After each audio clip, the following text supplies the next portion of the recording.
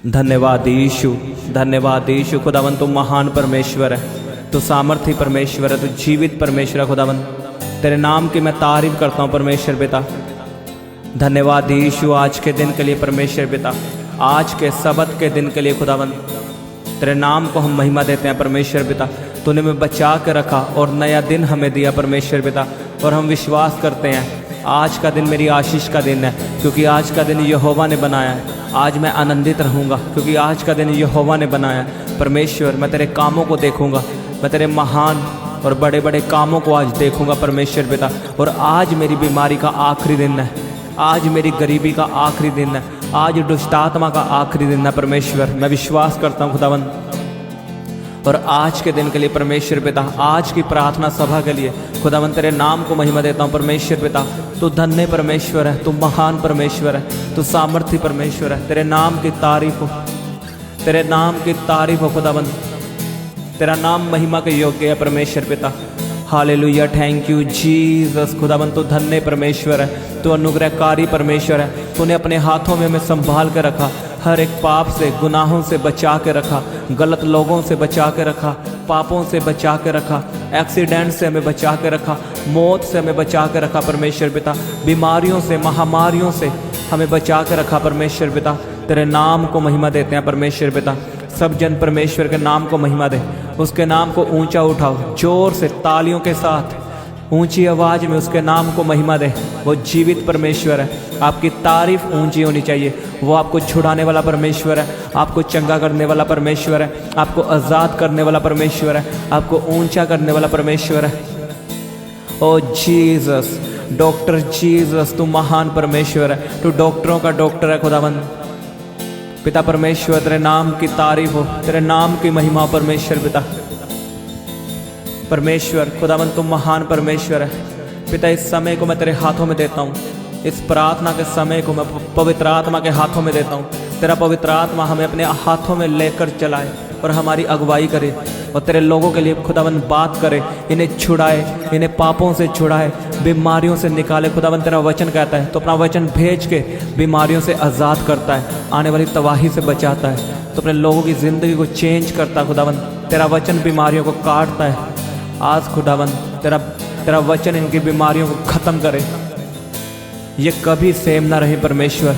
आज की प्रार्थना के बाद, आज के वचन के बाद खुदावन ये सेम ना रहे, ये सेम आज वापस न जाए यीशु के सामर्थ्य नाम में। सब जन प्रार्थना करो। कहीं परमेश्वर अपने वचन के द्वारा मुझसे बात कर, अपनी बाइबल को लें और अपने बाइबल को उठाएं। कहीं परमेश्वर ये तेरा वचन है, मैं इससे प्यार करता हूँ, मैं तेरे वचन से, बाइबल से प्रेम रखता हूँ, क्योंकि ये मेरे जीने का आधार है। इसने मुझे जीना सिखाया और मुझे चलना सिखाती है। परमेश्वर मैं तेरे वचन से प्यार रखता हूँ, और अपना वचन भेज और मुझे छुड़ा, मेरी बीमारियों से मुझे छुड़ा, मेरी गरीबी से मुझे छुड़ा, क्योंकि तेरा वचन छुड़ाने वाला है। जब मैं तेरा वचन सुनूँ खुदावन, मेरे अंदर ज़िंदगी आए, मेरी बॉडी में ज़िंदगी आए, और मैं तेरे वचनों पे चल सकूं, और ये वचन मेरी ज़िंदगी में 100 गुना फल लेके आए। कहीं परमेश्वर ये वचन मेरी ज़िंदगी में 100 गुना फल लेके आए, और शैतान इसे चुराने ना पाए।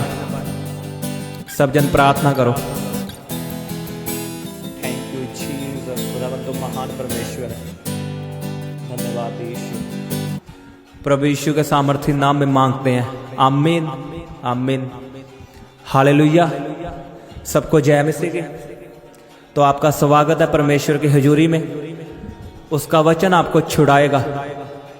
अगर आपने उसका वचन सुना और आप उसके वचनों पे चले, तो मैं आपको बता रहा हूँ उसका वचन आपको फ्री करेगा, आपको आज़ाद करेगा, आपको छुड़ाएगा आपकी बीमारियों से, आपकी गरीबी से। आपका लेवल अप होगा यीशु के सामर्थ्य नाम में। और जिनका प्रार्थना करने का मन नहीं करता, वो इस वचन को ध्यान से सुने। और जो चाहते हैं कि प्रार्थना हमारे जीवन में क्या करती है, वो इस वचन को ध्यान से सुने। हम खोलेंगे प्रेरितों के काम उसकी 9 उसकी 10 आयत को पढ़ेंगे। उसमें लिखा, दमिश्क में हनन्याह नामक एक चेला था। उससे प्रभु ने दर्शन में कहा, हे हनन्याह। उसने कहा, हाँ प्रभु। तब प्रभु ने उससे कहा, उठकर उस गली में जा जो सीधी कहलाती है, और यहूदा के घर में शाऊल नामक एक तरसूस वासी को पूछ, क्योंकि देख वह प्रार्थना कर रहा है। और उसने हनन्याह नामक एक पुरुष को भीतर आते और अपने ऊपर हाथ रखते देखा है, ताकि फिर से दृष्टि पाएं।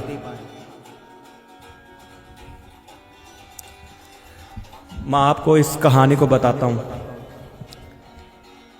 जब शाऊल कलीसियाओं को सताता था, कलीसियाओं को मारता था, जो बाद में पौलुस बना, जिसने बाइबल में सबसे ज़्यादा पत्रियाँ लिखी, वो पहले शाऊल था।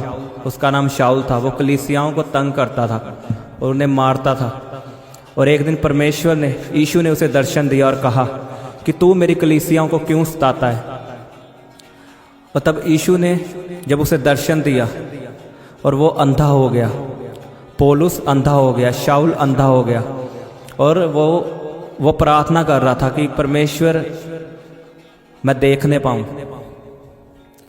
और परमेश्वर ने अपने दास पे, जिसका नाम हनन्याह है, उस पे जाहिर किया कि तू शाऊल के पास जा, क्योंकि वो प्रार्थना कर रहा है। उसके सिर पे हाथ रख और वो देखने लगे। और जब उसने उसके लिए प्रार्थना की, उसके सिर पे हाथ रखा, तो शाऊल देखने लगा और उसने यीशु मसीह का प्रचार बहुत आगे तक पहुंचाया। मुझे एक बात बताओ,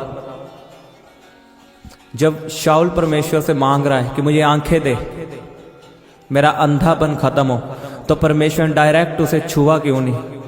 उसने क्यों अपने दास हनन्याह पे जाहिर किया कि जा शाऊल के पास जा, वो प्रार्थना कर रहा है। आज लोगों को पता नहीं कि हमारी प्रार्थना से होता क्या है। जब तक आप प्रार्थना में मुंह नहीं खोलोगे, आप प्रार्थना नहीं करोगे, तो आप पे कई चीज़ें, कई आशीषें जाहिर नहीं होंगी, क्योंकि परमेश्वर कुछ चीज़ें आपको डायरेक्ट नहीं देता, वो अपने दास के द्वारा देता है। कुछ आशीषें वो लोगों के द्वारा देता है। आज लोग अपने डिवाइन हेल्प पर गवा देते हैं। पता क्यों? वो प्रार्थना नहीं करते। जब आप प्रार्थना करते हो और रेगुलर प्रार्थना करते हो, तो आपके डिवाइन हेल्पर रिलीज होते हैं। आपके काम वहाँ से बनते हैं जिनसे आपको आस नहीं होती। आज अगर हम पूछें कि आपका प्रार्थना का जीवन कितना है, आपकी प्रार्थना दिन में कितनी है, कोई कहेगा 15 मिनट, कोई 2 मिनट, कोई 0, किसी की है ही नहीं। अगर आपका सिर दर्द होता है तो आपको उसके लिए 1 रुपए की गोली खानी पड़ेगी, आपका सिर दर्द सही हो जाएगा। मुझे एक बात बताओ, उसी गोली से कैंसर सही होगा? पत्थरियाँ निकलेंगी वही सिर दर्द की गोली से? क्या पत्थरियाँ जाएंगी, रसोलियाँ जाएंगी? अगर आपको कैंसर है तो उसे निकालने के लिए क्या करना पड़ेगा? आपको अच्छे डॉक्टर के पास जाना पड़ेगा और उससे ऑपरेशन करवाना पड़ेगा। आपको पत्थरियों के लिए, रसोलियों के लिए ऑपरेशन करवाना पड़ेगा। तो वो ऑपरेशन भी बड़ा होता है, उसमें पैसा भी बड़ा लगता है, उसमें समय भी ज़्यादा लगता है। और आज हम चाहते हैं कि हमारी 2 मिनट की प्रार्थना से हमारा कैंसर जाए, हमारी बड़ी मुसीबतें हल हो। आपकी छोटी प्रार्थना आपका सिर दर्द सही कर सकती है, लेकिन आपका कैंसर सही नहीं कर सकती। आपकी पत्थरियों को निकाल नहीं सकती, रसोलियों को निकाल नहीं सकती। अगर आपका काम बड़ा है तो आपकी प्रार्थना भी बड़ी होनी चाहिए। आज हमारी प्रार्थना 15 मिनट रह चुकी है, 2 मिनट, और कई तो करते ही नहीं। इतने बेशर्म है, कई लोग प्रार्थना ही नहीं करते। सोचो, अगर शाऊल प्रार्थना ना करता तो क्या हनन्याह पे जाहिर होता कि जा उसके पास और उसे आंखें दे, उसके लिए प्रार्थना कर। आज आप चर्च में जाते हो बिना प्रार्थना किए, तो कैसे परमेश्वर का दास आपके लिए भविष्यवाणी करे? जब तक आप प्रार्थना नहीं करोगे, परमेश्वर का आत्मा कैसे अपने दास पे जाहिर करेगा कि इसके लिए ये आशीष को बोल? आपको पता होना चाहिए कि प्रार्थना करने से होता क्या है। प्रार्थना करने से लोगों के मन बदलते हैं। पुराने नियम में लिखा कि राजाओं का मन यहोवा के हाथ में रहता है, वो जिधर चाहे उसे मोड़ देता है। आपकी पत्नी आपको छोड़ के चली गई है, आपके बच्चे आपको छोड़ के चले गए हैं, क्या आप प्रार्थना करते हो? अगर आप प्रार्थना करने वाले इंसान हो तो यहोवा उनका मन आपकी ओर मोड़ेगा, वो वापिस आएंगे। अगर आपकी प्रार्थना 2 मिनट 15 मिनट है तो इससे कुछ नहीं होने वाला, इससे कुछ नहीं होने वाला। मैं सीरियस बता रहा हूं आपको अपनी प्रार्थना को बढ़ाना होगा। पहले आपको पता होना चाहिए कि प्रार्थना जिंदगी में, प्रार्थना मेरी जिंदगी में करती क्या है। आपको प्रार्थना की ताकत का पता होना चाहिए।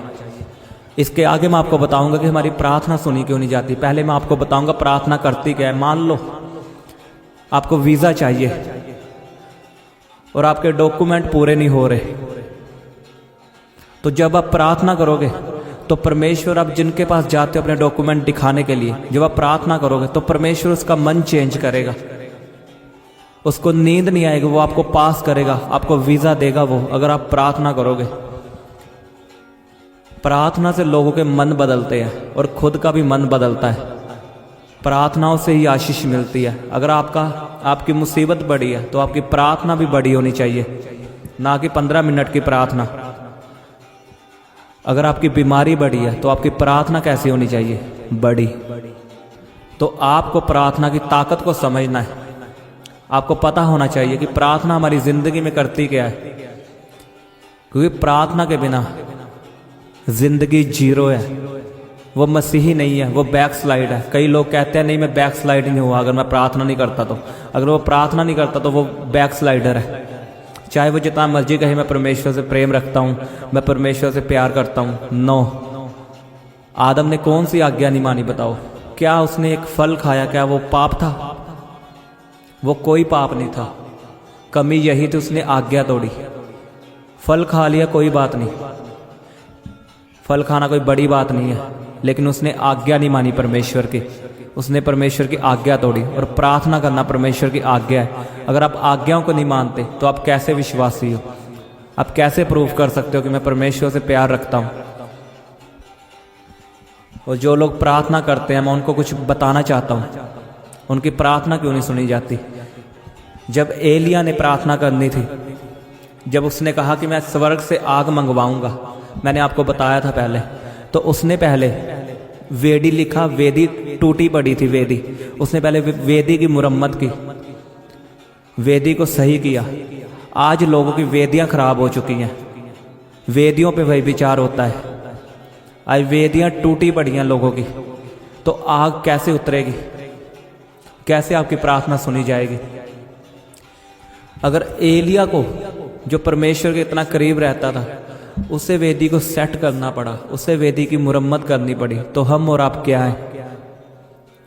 आज हमारी जिंदगी पूरी पाप में है, और पाप से बढ़कर हम अभी भी पुराने रीति रिवाज अपने घराने में करते हैं, अपनी शादियों में करते हैं। आज भी लोग टिकटॉक से बाज नहीं आए, वहां पे हिंदी सॉन्ग लगा के अभी भी वीडियो डालते हैं। अब कैसे आपकी प्रार्थना परमेश्वर तक पहुंचेगी अगर आप वही कामों में हो, वही काम जो पुराने काम थे।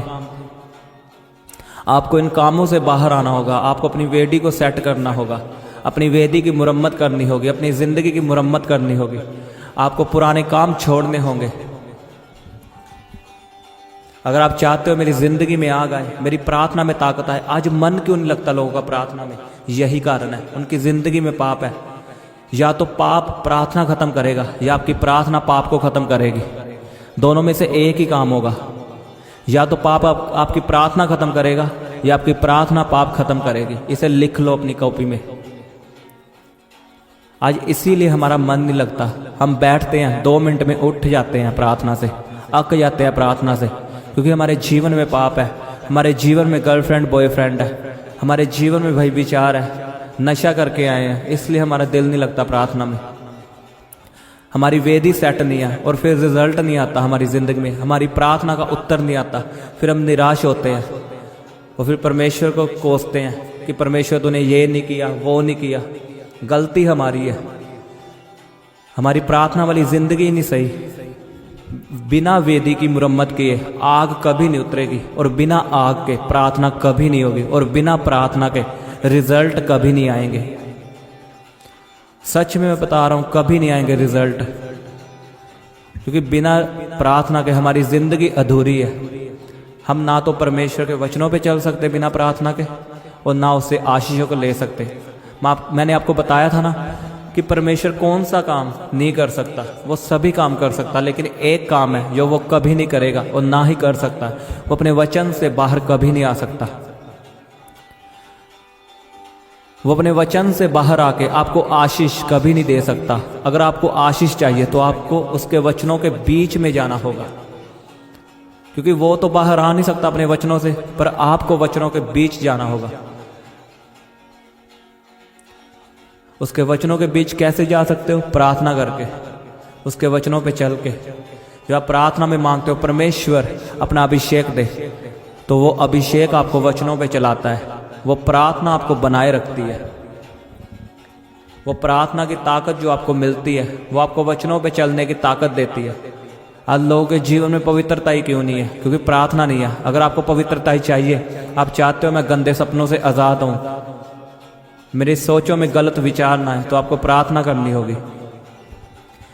एक प्रार्थना आपको छुटकारा दे सकती है। बिना प्रार्थना के आप कुछ नहीं कर सकते। अगर आप चाहते हो मेरे जीवन में बड़े बड़े काम हो, मेरा कैंसर गायब हो, मेरी पत्थरियां जाएं, तो आपको प्रार्थना भी उस लेवल की होनी चाहिए जिस लेवल की आपकी मुसीबत है, आपकी बीमारी है। अब हर एक की सिचुएशन अलग अलग है। अगर ये बीमार है तो इसको कौन सा वचन काम आएगा? ये कौन से वचन से प्रार्थना करेगा बताओ? अब ये बीमार है, अब ये तो कह नहीं सकता कि प्रभु तेरे वचन में लिखा है मुझे कभी घटी नहीं होगी। ये रॉन्ग प्रेयर है। ये बीमार है, इसे क्या बोलना होगा कि तेरे वचन में लिखा मैं तेरे कोड़े खाने से चंगा हो चुका हूं, बीमारी मेरा शरीर में कोई अधिकार नहीं, चल जा यीशु के नाम में। ऐसे वचन से प्रार्थना करो। अगर आप गरीबी में हो, एक बात मैं आपको बताना चाहता हूं, अगर आप चाहते हो कि मेरे गरीबी के शराब टूटे, तो इसमें अकेली प्रार्थना कभी काम नहीं आने वाली। उसने लिखा मलाकी की किताब में कि तुम मुझे लूटते हो, तुम मेरे दशमांश को चुराते हो, और आगे लिखा कि अपने दशमांश मेरे भवन में लाओ और मुझे परख कर देखो मैं कैसा भला हूं। मैं आकाश के झरोखे खोलकर तुझे आशीष दूंगा और तेरे फालतू झिड़कों को डांटूंगा।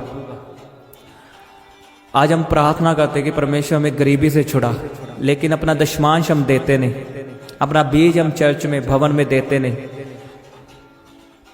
तो जब आप ऐसा करते हो, आप उसका दशमांश चुराते हो, तो जो बीमारियां हैं दवाइयों के रूप में आपका पैसा खाती हैं, आपके पैसे दवाइयों में लगते हैं, डॉक्टरों के पास जाते हैं।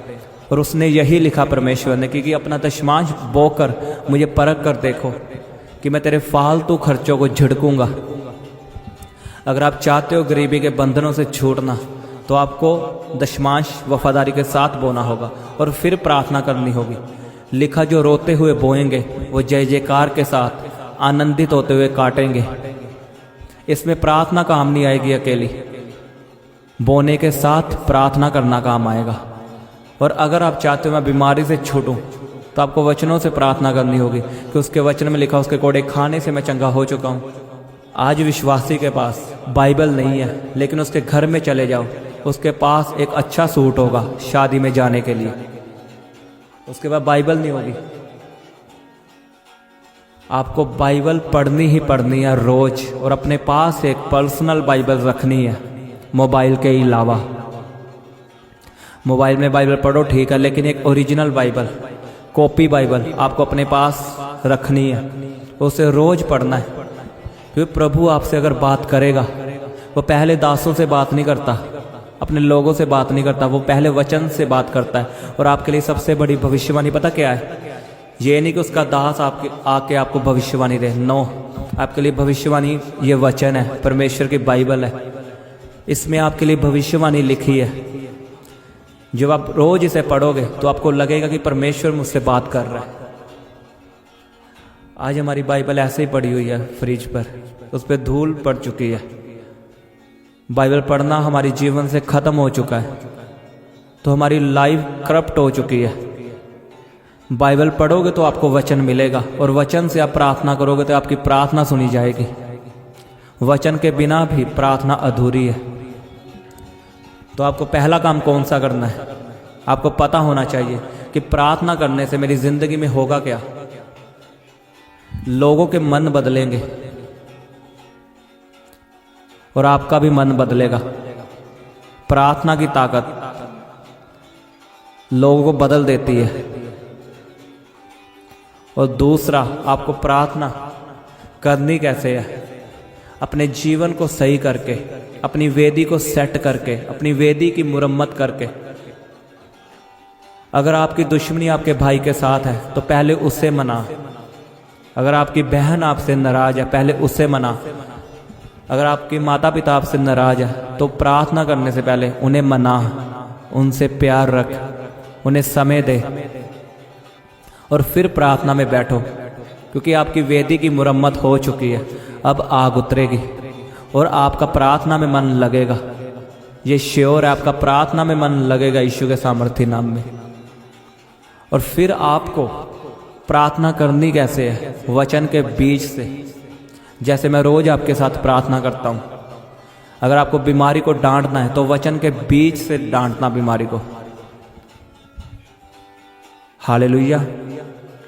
और ऐसा आप करके देखो, मैं आपको बता रहा हूं, आप रिजल्ट को देखोगे।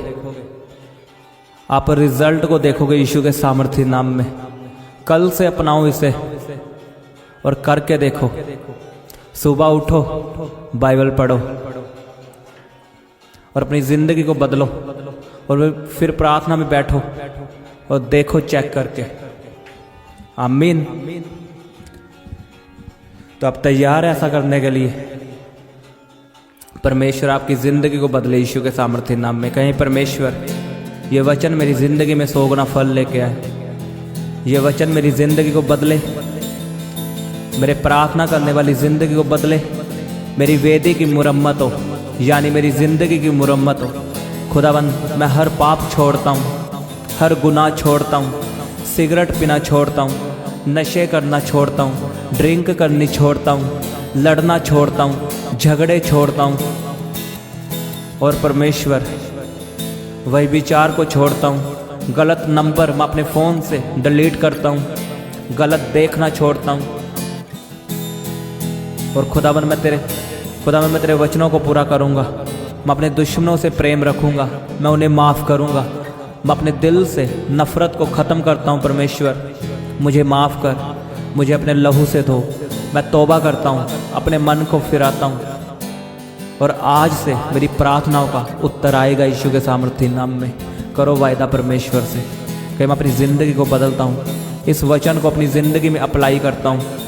यह वचन मेरी ज़िंदगी में 100 गुना फल लेके आएगा। मैं इन वचनों पे चलूँगा परमेश्वर, मैं तेरी आज्ञाओं का पालन करूँगा। मैं अपने माता पिता की आज्ञाओं को मानूंगा परमेश्वर। मैं गलत काम, पुराने रीति रिवाज छोड़ूंगा परमेश्वर और तेरे वचनों पे चलूँगा परमेश्वर पिता।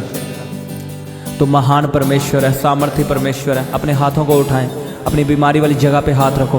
कहीं मेरा शरीर पवित्र आत्मा का मंदिर है, कहीं मेरा ये शरीर पवित्र आत्मा का मंदिर है। शैतान तेरा कोई अधिकार नहीं। मैं तुझे डांटता हूँ, तुझे हुक्म करता हूँ प्रभु यीशु के सामर्थ्य नाम में, जाओ जाओ जाओ। निकालो बीमारियों को, डांटो यीशु के सामर्थ्य नाम में। आपकी पत्थरियाँ गायब हो। अपनी पेन वाली जगह पे हाथ रखो। Be healed in Jesus name. आपकी पेन अभी गायब हो, in the mighty name of Jesus. अभी गायब हो यीशु के सामर्थ्य नाम में। आपकी पेन खत्म हो, पेन खत्म हो। दुष्ट आत्माएं आपको छोड़ के जाए, बीमारी का आत्मा आपको छोड़ के जाए। आपकी पत्थरियां गायब हो, रसौलियां गायब हो यीशु के सामर्थ्य नाम में।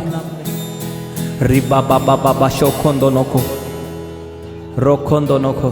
कहीं उसके कोड़े खाने से मैं चंगा हो चुका हूँ, कहीं उसके मार खाने से मैं चंगा हो चुका हूँ, उसके कोड़े खाने से मैं चंगा हो चुका हूँ। कहीं मैं अपने बिजनेस को, अपनी जॉब को, अपनी स्टडी को परमेश्वर के हाथों में देता हूँ। कहीं मैं अपनी फैमिली को परमेश्वर के हाथों में देता हूँ, मैं उसके लहू में छिपाता हूँ। कहीं मैं हर एक्सीडेंट की आत्मा को कैंसल करता हूँ। एक्सीडेंट की आत्मा कैंसल हो, मौत का आत्मा कैंसल हो यीशु के नाम में। मेरे साथ प्रार्थना करो। कहीं बीमारी मेरा हिस्सा नहीं है, एक्सीडेंट मेरा हिस्सा नहीं है, अनटाइमली डेथ मेरा हिस्सा नहीं है। मैं हर गंदी आत्मा को अपने जीवन से निकालता हूँ, गंदे विचारों को। खुदावन तेरा लहू मेरी सोचों पे लगे, मेरी आंखों पे लगे, मुझे पवित्रताई से भरा हुआ जीवन दे परमेश्वर। मुझे प्रार्थना करने वाला जीवन दे। मेरी वेदी को, मेरी वेदी की मुरम्मत कर। ओ जीसस, कहो मेरी वेदी की मुरम्मत कर, मेरी ज़िंदगी की मुरम्मत कर। मेरी ज़िंदगी को सुधार परमेश्वर। री बाबा बाबा शौखों दोनों को परमेश्वर अपना अभिषेक मुझे दे, अपनी पवित्र आत्मा से मुझे परिपूर्ण कर, मुझे अपनी पवित्र आत्मा से भर। मैं तेरी पवित्रताई में चलूं परमेश्वर, पाप से दूर रहूं खुदाबंद। Thank you Jesus. खुदाबंद तू महान परमेश्वर है, तू सामर्थी परमेश्वर है। मैं आपके लिए प्रार्थना करता हूँ खुदाबंद आपके बिजनेस को शैतान के हाथों से छुड़ाए। कहीं मैं अपने बिजनेस को शैतान के हाथों से छुड़ाता हूँ, मैं अपनी जॉब को शैतान के हाथों से छुड़ाता हूँ, मैं अपने पैसों को शैतान के हाथों से छुड़ाता हूँ। परमेश्वर आपके पैसों में बरकत दे, परमेश्वर आपके पैसों में बरकत दे, आपके बैंक बैलेंस ब्लेस दो यीशु के सामर्थ्य नाम में। आप गुड न्यूज़ को सुनोगे यीशु के सामर्थ्य नाम में। मैं आपके कानों को अभिषेक करता हूँ, आप गुड न्यूज़ को सुनने वाले हो। इन जीसस नेम तारीफ करो उसकी, महिमा दो उसके नाम को। उसने आपको आशीषित किया है, आपको भला चंगा किया उसने। जोर से उसके नाम को महिमा दे। कहीं परमेश्वर तू भला परमेश्वर है, तू महान परमेश्वर है, तू सामर्थ्य परमेश्वर है। खुदाबंद तेरे नाम की तारीफ हो। इन आशीषों के लिए तेरे नाम को महिमा देते हैं परमेश्वर।